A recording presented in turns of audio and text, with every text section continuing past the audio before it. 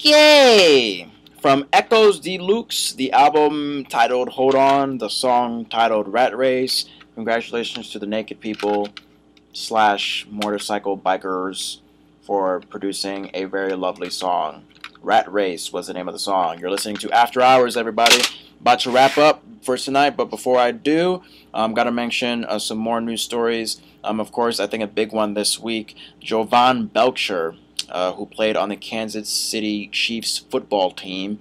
Apparently, he got himself into a murder-suicide where he killed himself and his girlfriend and left behind their 3-month-old baby. Now, a lot of you, especially if you're associated with Kansas City, can say, "Oh yeah, Jovan may have had his reasons.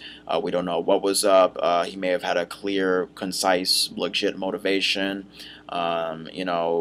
We just don't know what's going on. I mean, him and his girlfriend may have had a very stressful private life, and apparently decided to hide it from the public. I don't care, really. First of all, there is no motivation that's legit whatsoever for suicide. Suicide itself is seen as just a very selfish, pathetic act because you're leaving behind people who really care about you, who really love you, who really want to see you succeed. I mean, you got to think about your mother, your father, your friends, your cousins. I mean, everybody that gets terribly affected by your sudden, undeserved passing. It's also pathetic because it's just like, come on. You're worth more than that. Don't give up. I mean, you're basically saying you're quitting on life. You can't do it anymore. And you got to fight. Whatever you're going through, no matter how hard, no matter how painful, no matter how stressful, no matter how, backbreaking it may be, you got to get through it because really the worst thing you could do is end your life. I mean, you could definitely have a temper. You can definitely storm out of the house. Get some air. You could definitely crash something through the window. But to end your life, I mean, that's something you can't go back from. You know what I mean? Like you could fix your window. You could fix your lamp. You could fix your girlfriend's neck that you just snapped in half. But your life, no, that's something you only get once. So if you decide to end it like that, you'll be rotting in hell or in heaven or whatever the afterlife is. I mean, you'll never get it back. So whatever went on, with this Jovan, doesn't matter, And also to leave aside your 3-month-old baby. I mean, it's one thing if he just killed himself and left his girlfriend with his 3-month-old baby, but to kill himself and his girlfriend and to leave the 3-month-old baby aside by itself, with no parents, it's just like, what the hell was going on with you guys? Like, seriously, you did not think about this? You were so wrapped up, so absorbed into your own relationship troubles that you forgot to think that you have a child? Really? Like, what the hell is that? And especially also that, you're not even married to the freaking girl. I mean, if she's called your girlfriend, I'm assuming that no proper rings or commitment was established. So what the hell is that?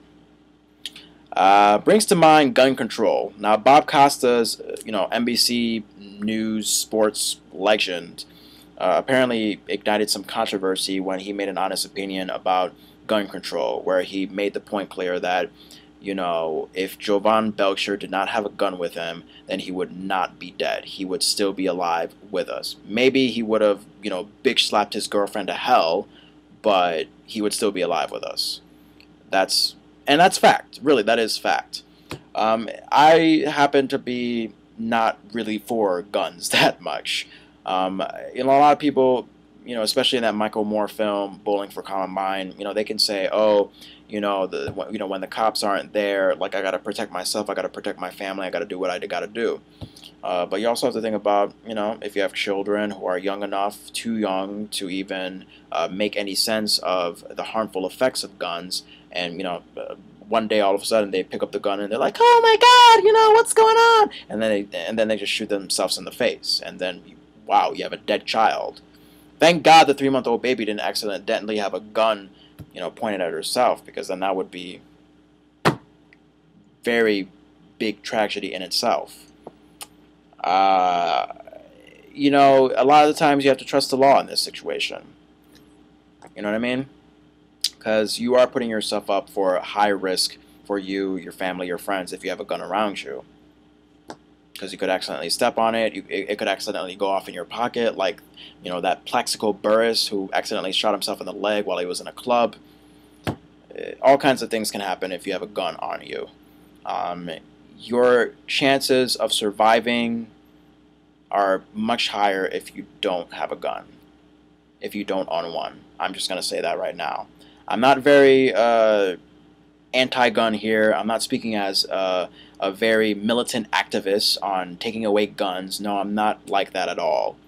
I'm just saying, you know, the people who do stress gun control, who do stress that, all right, we really need to be cautious about owning guns and having guns around the home and around the school when they're not really necessary. I mean, I don't blame those people. So, you know, we need to open our eyes a little bit, people. We really do. Royal family having a baby. Prince William and Kate Middleton. I'll say it. I've said it before, and I'll say it again. I don't really care for the royal couple. I don't know, and yet I'm talking about it. Hypocritical, son of a biatch. You know, I don't know why royalty even exists. I mean, it makes everything seem so cheesy, fairy tale-ish. It's just like, you know, really, like, I mean, is there any other way that you need to indicate that you're all of a sudden this superior being that's above us all? Nothing against British people, nothing against the United Kingdom people, you know, they're great human beings, I'm sure. But the whole royalty thing, I don't get it. The kings and the queens, and it just sounds like something coming out of a freaking Cinderella story. It just doesn't seem very 2012, if you know what I mean. I remember when these folks got married sometime last year during the spring. I was taking a semester off from school, and I was, you know, waking up from, you know, for my job, my 9-to-5 type of job, and they had coverage of the royal wedding from like 5 in the morning on a Friday to like 8 o'clock at night. And I was just like, if anybody is going to wake up like at 3 in the morning on a Friday to watch people who think they are above themselves get married.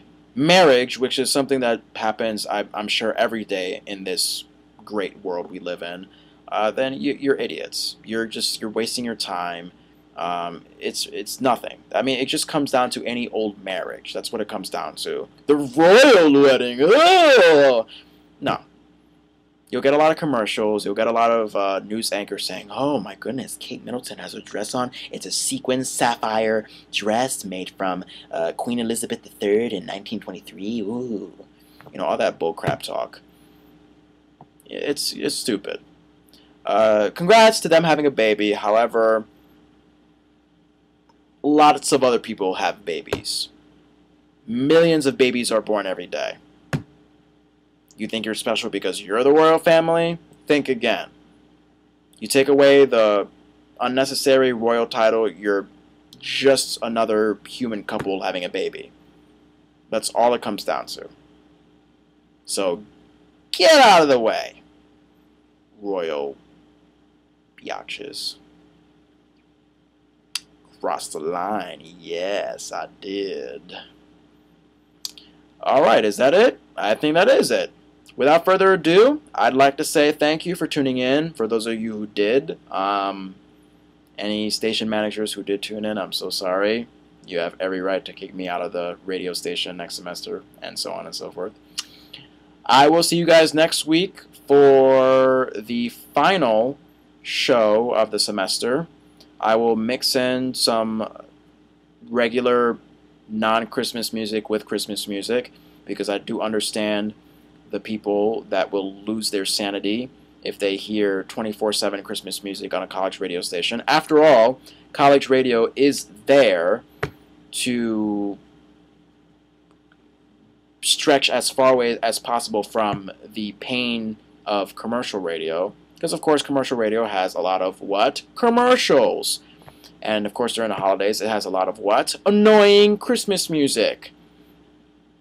So I will play some Christmas music for the people that want to get into the holiday spirit, especially if you're on campus and you're listening and you're like, oh my God, I'm so excited to be, going home for Christmas and yay, I just want to be in the spirit. I'll get you warmed up for that. And of course, for the people that are like me, are not getting into the Christmas spirit until like 3 days before, don't worry, got you covered. I will play some normal, sane music for you. Okay? So next week, December the 12th, I think, tune in for the final show this semester, and we'll have some fun. Okay? Okay.